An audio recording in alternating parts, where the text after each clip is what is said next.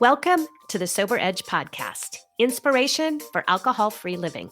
I'm your host, Terry Patterson, functional nutritionist and This Naked Mind senior coach.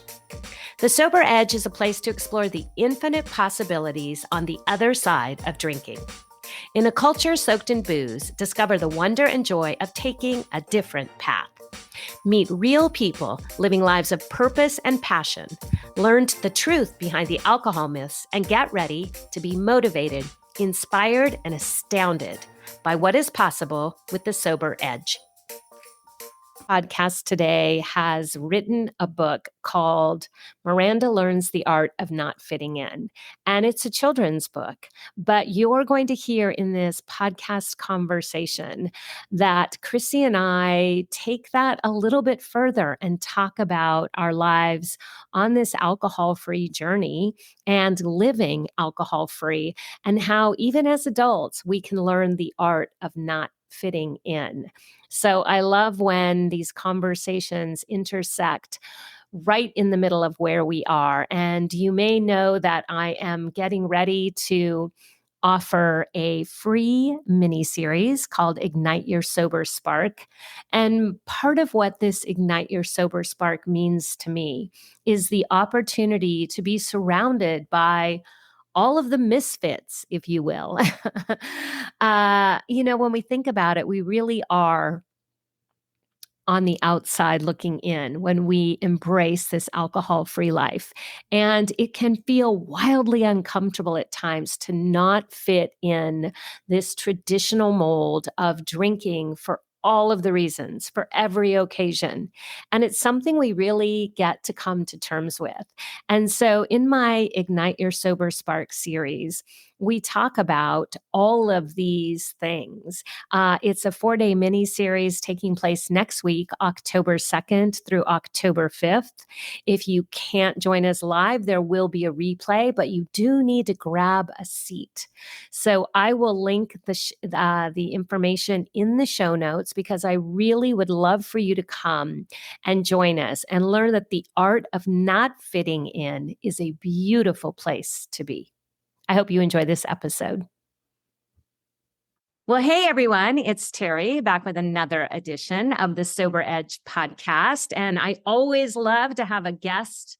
I was going to say in the house, but at least on the Zoom screen. And so today we're going to be talking to Chrissy Janiga. And Chrissy reached out to me because Chrissy is early in her alcohol-free journey, but she has a rich background in helping people as a former therapist, as a current social worker, and she is now becoming an alcohol-free coach. So we're going to talk about all of that. Plus, I am fascinated by her authorship of a book. We're going to talk about that and a couple more books in the works. So welcome to the podcast, Chrissy.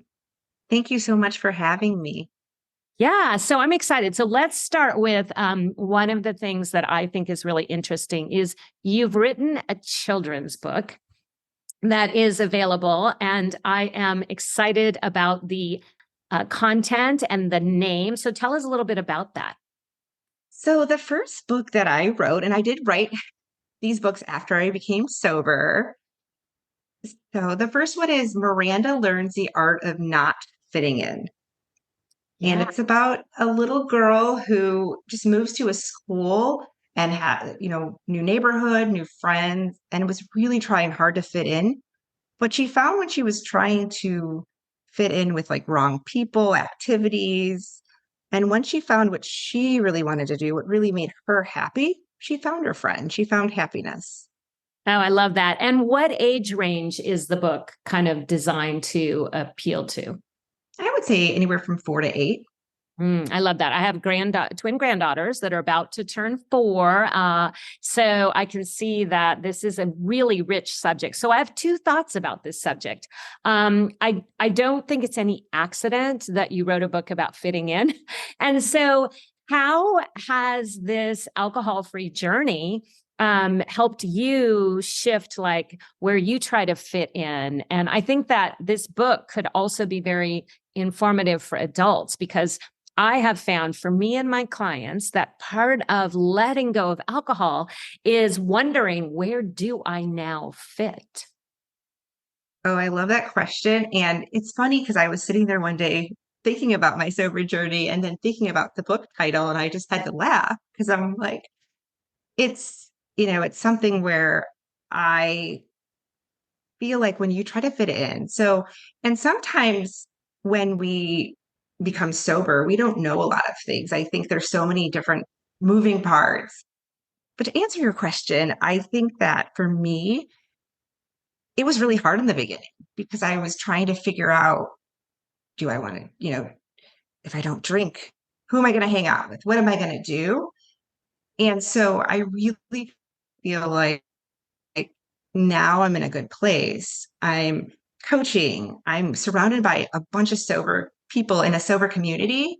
And I still hang out with some of my friends that do drink, but I do feel like it can feel very lonely in the beginning. And I think the biggest thing that I want to stress that, is so important when we get born and we, come into this world and there's alcohol all around us and we see it as normalized, we don't sometimes know where we're going to fit in and how this is going to look. And we, in a way, don't make that decision. It's almost made for us that normal adults drink alcohol and that's what we do. And then we do it. And some of us realize it doesn't work for us. Yes. So I'm looking forward to the book called Chrissy Finds Her Sober Friends and How to Fit In, right? As an adult, I mean, it's so powerful to think that these concepts that we learn, sometimes I think of them as almost like soft skills. Uh, we forget we can apply them to this alcohol-free journey, because what we end up doing is exactly like what you said, is we become like Miranda, looking around and we're saying, oh, I'm missing out, or those people don't want to include me. And, I've had clients say, like, I looked on Facebook and all of my drinking friends, and I'll put friends in quotes, were getting together without me. And so we're going to be just like this little girl who has to look around and say, where do I fit now? So I just love this. And of course, Brene Brown says, there is a difference between fitting in and belonging. Oh, yes.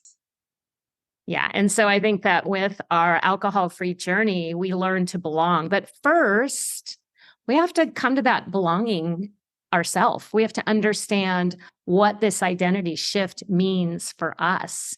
And so you were sharing with me before we hit record that you kind of came to this final realization at the age of 39. I love this, a pivotal birthday, going to be, turning 40 and saying, I want to have a different relationship with alcohol. So tell us a little bit about how that played out for you and when you decided you wanted to become a coach. So I actually thought about not drinking for a huge chunk of my 30s, but it really wasn't talked about unless you were an alcoholic. So, and obviously that's a label and it prevents people from getting help. But I believe that, you do things over and over again. And I mean, the blacking out, all the things that made me feel so bad about myself, I wanted to change. So on my 39th birthday, I'm like, I am going to start educating myself about alcohol. I'm going to start trying to change my relationship. And I was able to celebrate my 40th birthday sober. I love that. Yeah, I love that. And you bring up a really important point. I recently polled many women, uh, around 20 women who stopped drinking in their 50s and 60s. And I said, like, how long did you think about this? Because when I think of my own journey, I remember at the age of 40 thinking, I don't want to be drinking this much. Like, this doesn't feel like it's serving me. And I didn't stop drinking until I was 55. So congratulations for, spending a few years considering it and then jumping in, because I think the number one regret that I have and many of my clients have once we're in this alcohol-free place is that we didn't start sooner. 100%.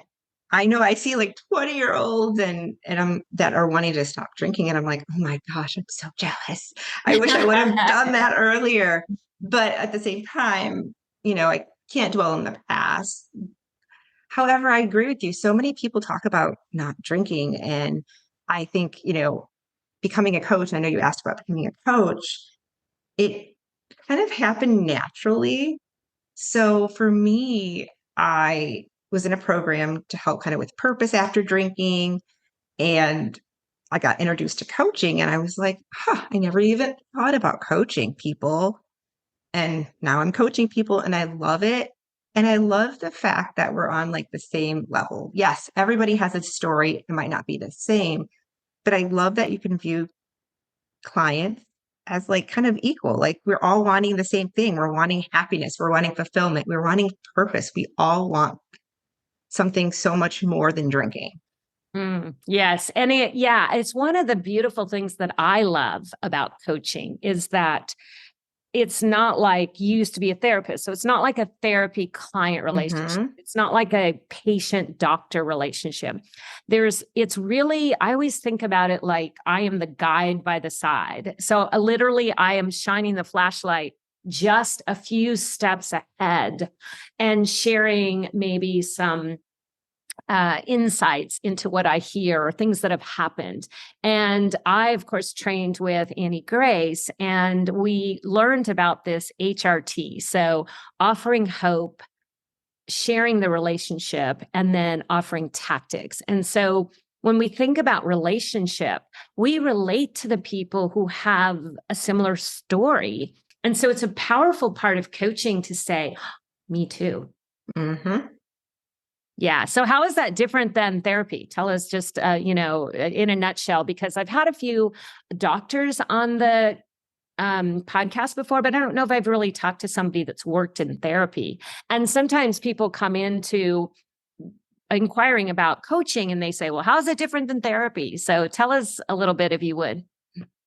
Yeah, and I think you hit the nail. In the therapeutic relationship with somebody, if you're doing therapy, it might not be appropriate to share your background. And when I was doing substance use therapy and mental health therapy, I was actually still drinking. And so I feel like with the training I've received, I just know more. I know more about mindset. I know more about the culture of drinking. And I think that's the huge component. Now, I can't say every doctor and therapist does not know this, but what's not taught in school is the subconscious, the culture around alcohol. And that's the big component because we can teach, this cognitive behavioral therapy all day long and the thoughts and the behaviors. But I think globally, why is drinking so hard to stop doing, right? In a global level. And I think that's the important component that coaching really can offer. And with therapy, I might not be able to share with you my drinking story, right? Because it might not be clinically appropriate. Yeah. Whereas in coaching, I can tell you, yeah, I felt the same way. I felt awful about myself the next day. So there are some things when you're using your license, you have to be careful about doing versus when you're coaching. Again, that relationship, it's not a therapist patient. Yes, I am the coach, but we're the same, right? We want the same things. And I think that's a huge component. The other thing is that I think we can pull from a lot of tools when you're coaching. We're taught a lot of tools in our toolbox. So if somebody, you know, we have to do like EFT tapping to release some negative emotions, we can do that. Whereas in therapy, if you're doing specific modalities, you might not be able to do that. You have to do this one thing you were taught. Mhm.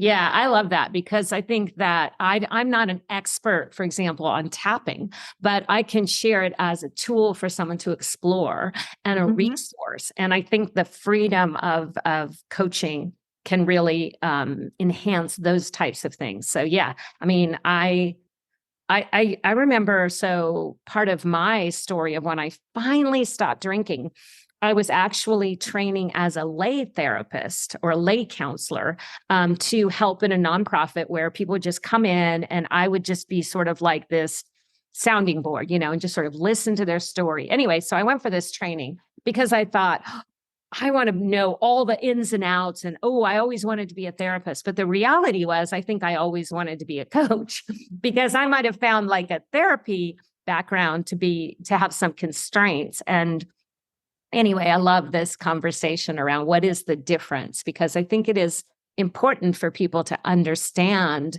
what coaching is and where it might be appropriate in their alcohol-free journey. So yeah, so thank you, Miranda, for teaching us about fitting in and belonging and all of that good stuff.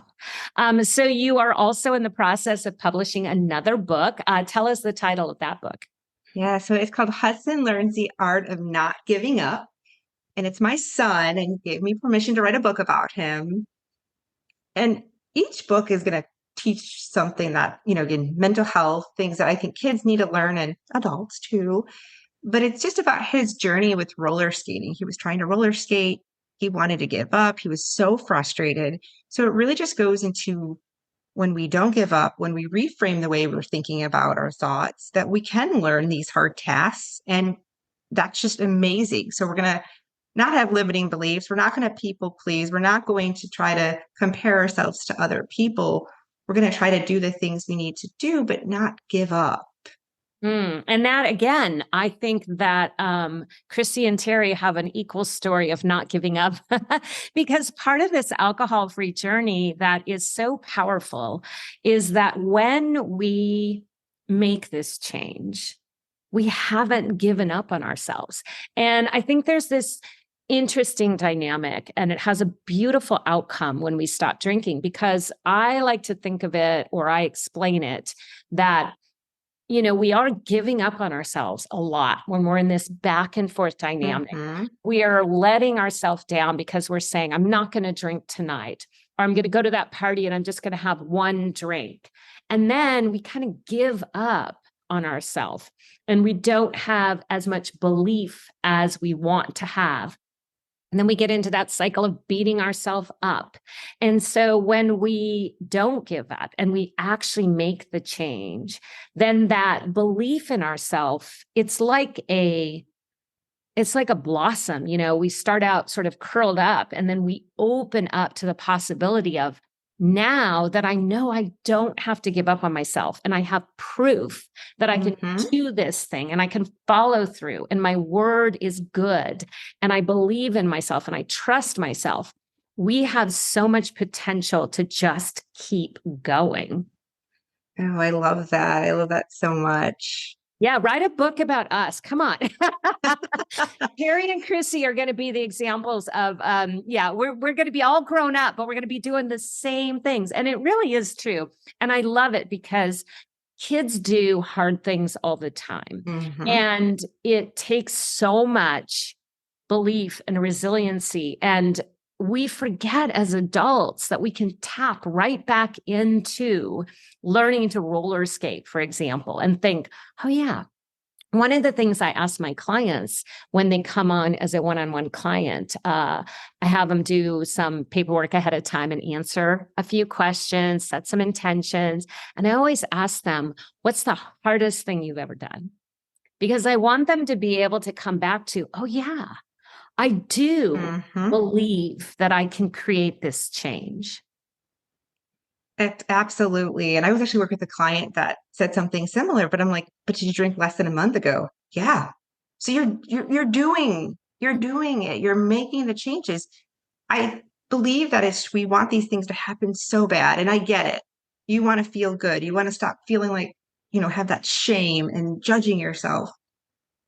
However, it's about not giving up on ourselves. It's about what's failure? What is failure? I truly believe these are learning experiences. We've been drinking for how long? We're in a boozy culture. It's not easy to change overnight. Yeah. And you reminded me when you were talking, so that boozy culture, and you mentioned something about like, we don't put enough emphasis sometimes on this is challenging because of the culture that we live in. And I recently had an interesting conversation, and I may get the country wrong, but I was sitting next to a gentleman on a plane. I was actually traveling to my weekend in Portland, Maine, where I was with all the sober ladies at the Sober in the City event. And so I had this conversation like, why are you headed to I flew into Boston. And so he was going for a wedding and I was going for this event. And he said, oh, that's so interesting. So he said, I grew up not drinking because he grew up, I think it might have been Iraq, but he said he recently visited and he said it was so interesting because he said they were driving, he and a friend were driving and the friend said, oh, I'm going to take this little detour and we're going to drive into this part of the country where people go to drink. And he was like, what? And he said, well, it's culturally unacceptable to drink in public. So people that have a drinking problem go and they hang out in this part of town where people just like sit on the street and drink because they cannot drink in a culture that forbids it. And so they've found a way around it. And it speaks, I think, both to how even in a country where it's unacceptable, people will find a way to fit in to serve their addiction, if you will. And also just that it's pervasive. People will tell me, well, I'm Canadian, so of course I drink, or I live in the Midwest, of course I drink. Oh, I'm from England. And the reality is it doesn't matter. Mm-hmm. Yeah. Yeah, wow. That's crazy. Yeah. And it really is important to highlight, we're not going to get away from that. We're never going to leave alcohol behind in our culture. So we get to figure out how we create this relationship that looks completely different. So what were some challenges and some ahas for you as you went on this journey, Chrissy? So the challenges were, and I was just talking about this with some people too, that we try to predict our future. And when we try to predict it negatively, for example, in month 2 of my sober journey, I was like, how am I going to go on vacation? Oh my gosh. And I was trying to predict something that I I couldn't predict, but I also gave myself anxiety. So it sounds cliche, but day by day, one day at a time, you cannot predict your future. And why? Let's not predict it negatively. Let's predict it well, what if I go on vacation and I don't drink? So not the all or nothing mentality, because again, if we think that way, it can even make us want to drink. It could be very triggering to think that we have to do it this one way. It might not be that one way. Mm-hmm. Mm-hmm. Yeah, it's so good to remind ourselves that we don't want to get too far in front of ourselves because we want to stay grounded in the present because that is the place where we're going to have those ahas and we're going to celebrate what's happening now. And you and I talked about anxiety, and I want to touch on that a little bit because I would have told you, but when I was still drinking, like, I'm not anxious. Like, I'm fine. And then I stopped drinking and I went, oh, wait a minute. I am spending so much time out in the future and I'm catastrophizing, to use another Brene Brown, saying, but I was going out in the future making everything awful. And so what we have to remind ourselves or understand is that when we're doing that, we are creating the cortisol, the adrenaline, those impacts in our physical body and our racing thoughts in the here and now. And the thing in the future hasn't even happened. Like, you haven't been to the party yet. You don't even know what's going to happen at the party. And so we want to be careful because that can create some more additional anxiety. Yes, absolutely. Absolutely. And I also find that, once you remove alcohol, I mean, there's no doubt we cannot say there's so many benefits. But sometimes we might start thinking, things don't feel as good. I feel like my anxiety is worse. And you'll hear both sides, of course. And I always tell people is, when you remove alcohol, you are going to have better, better mental health because once those chemicals leave, that's your baseline. Now, what are we working with? So now we can work on thoughts and emotions and what you're thinking about alcohol. The one thing that I found the biggest thing is that I started thinking when I going out, oh, I'm having not having a great time. It must be because of alcohol. And I'm realizing that no, maybe I didn't want to go out. Maybe I don't want to do the same things that I did before. And just like a muscle, when we go out in public without our drinking companion, alcohol, we have to start learning how to socialize and do things without alcohol. So the thought of not having alcohol can sometimes be anxiety provoking. So I always call it a journey. There's so many different avenues that one has to explore. And this is why people really, do benefit from support and getting help because it's really hard to do by yourself. Yes. Yeah, I agree. It's so refreshing. For me, my journey, I stopped drinking. It'll be 8 years in Oh, October. Yeah. So that's hard to believe in some ways. But at the 8 years ago in 2015, there just really wasn't as much out there in the sober curious movement. Ruby Warrington hadn't even coined that phrase yet. And so people weren't really talking about it in a way other than kind of the traditional 12 step. And so I think it's so powerful that we have these communities now where we can go. There's so many options. And it's interesting too that the one of the things that was powerful for me, and I see a positive shift, is that we don't have to be anonymous about it anymore.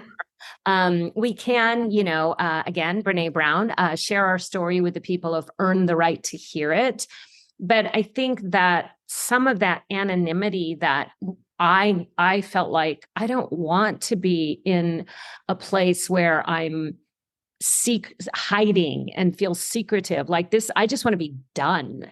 And so I went out from day one and told everyone, oh yeah, I'm not drinking anymore. And people would say, oh, did you have a problem drinking? And I'd say, well, it was a hmm problem for me.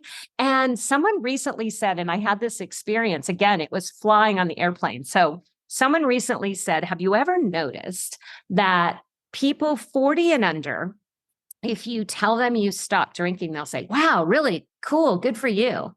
And people over 40 will say, did you have a problem?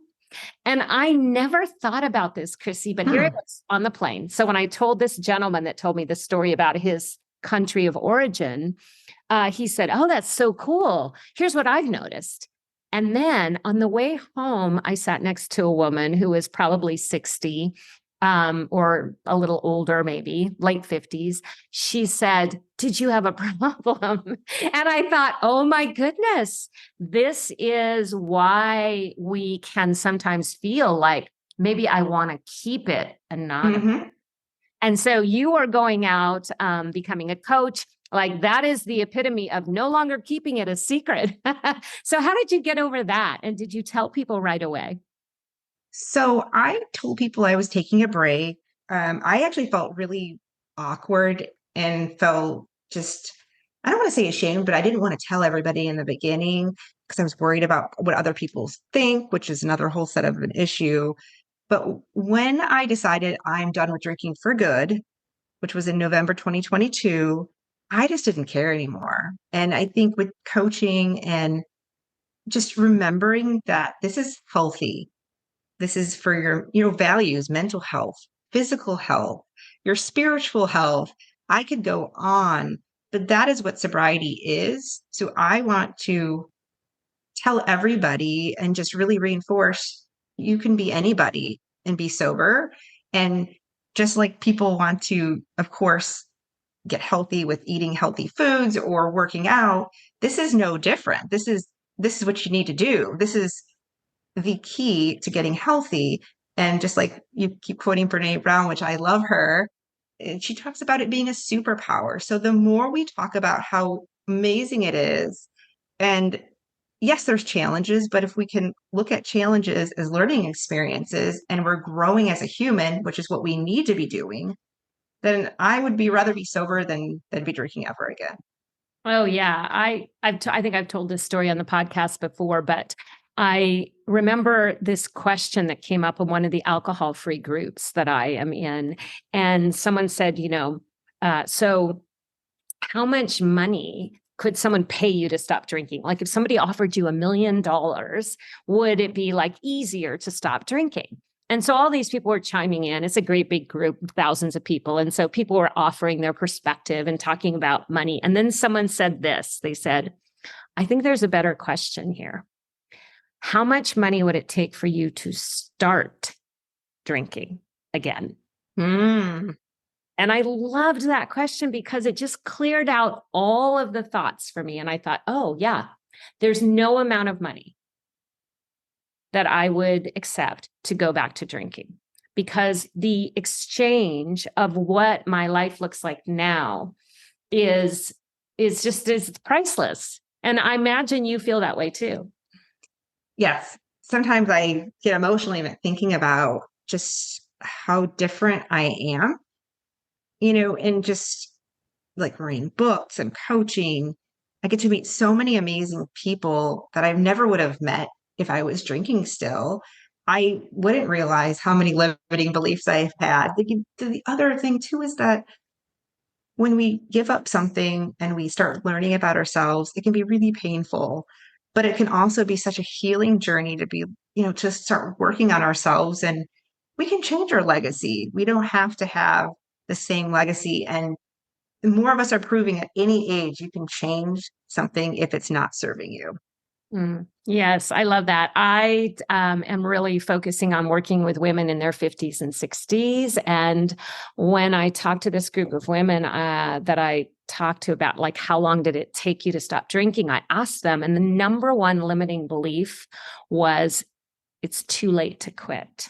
Mm, And it was so powerful to see that all of us, me included, in our 50s and 60s, found a way to upend that belief and to believe that no, it's not too late. Like this, like you said, it's not my legacy, but it's also not my future.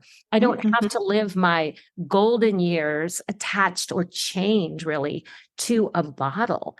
And, we get to explore exactly what you said. And what I said too when I stopped drinking is it's no longer serving me. Like it just is not. The thoughts around drinking are negative. The physical reality of drinking is negative. That it's taking up so much space in my life and my head. That the powerful question is just, would my life be better without it?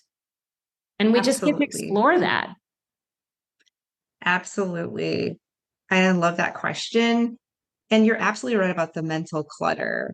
I think about trying to moderate. I think about how unpredictable alcohol is. And when we remove that, we don't have to have these rules and we can just go one way. It's so freeing. Yes, yeah, it's true. It's like moderation is a whole bunch of rules. And for what? Of course, I've been at this a long time. And so I no longer really have any attachment to drinking. But even in the beginning, it's powerful to question, like, do I want, is it worth trading all of these thoughts and rules and keeping my life like so regimented and checking a box, did I only have one drink, and if I drank on Wednesday, is that how we want to live our life, or do we want to live with freedom versus fixation? I love that. Absolutely. I love that.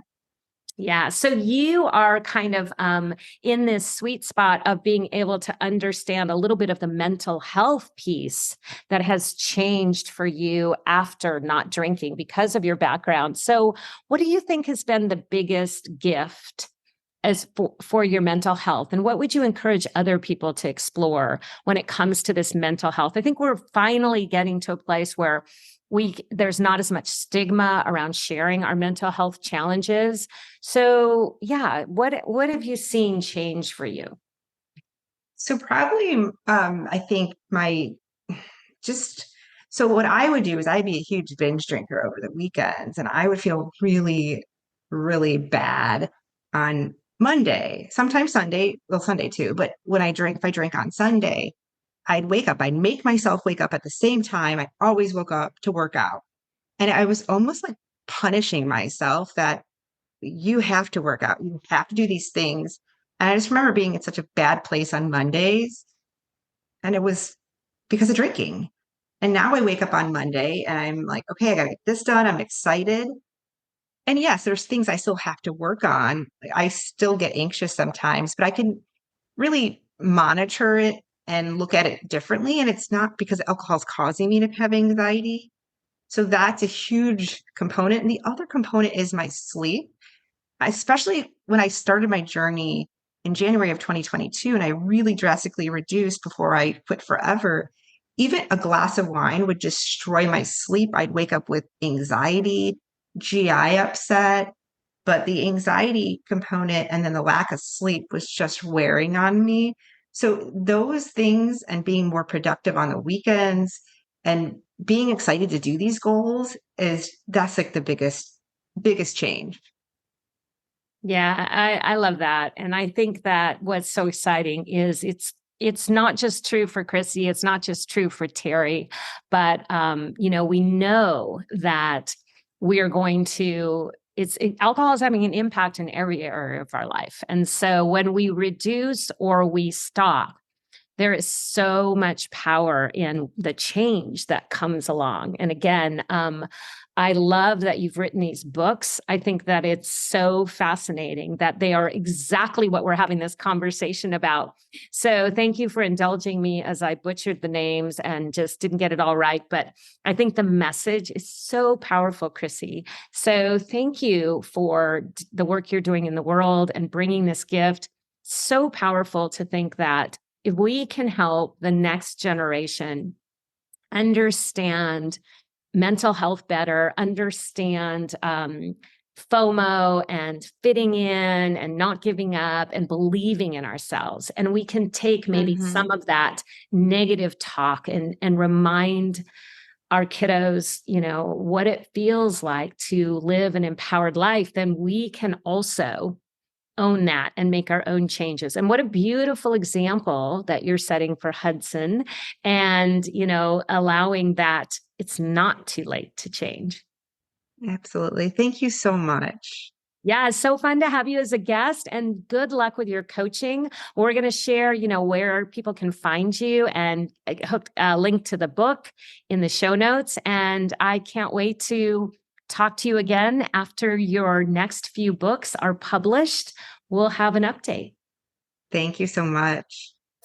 Hey, I want to thank you for tuning in and listening to The Sober Edge. This is a place to have important conversations and a safe place to question everything you thought you knew about drinking.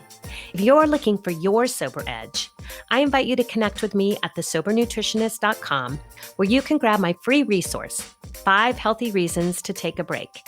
And I would be grateful if you would take a moment to rate and review this podcast so together we can reach more people who are looking for their sober edge.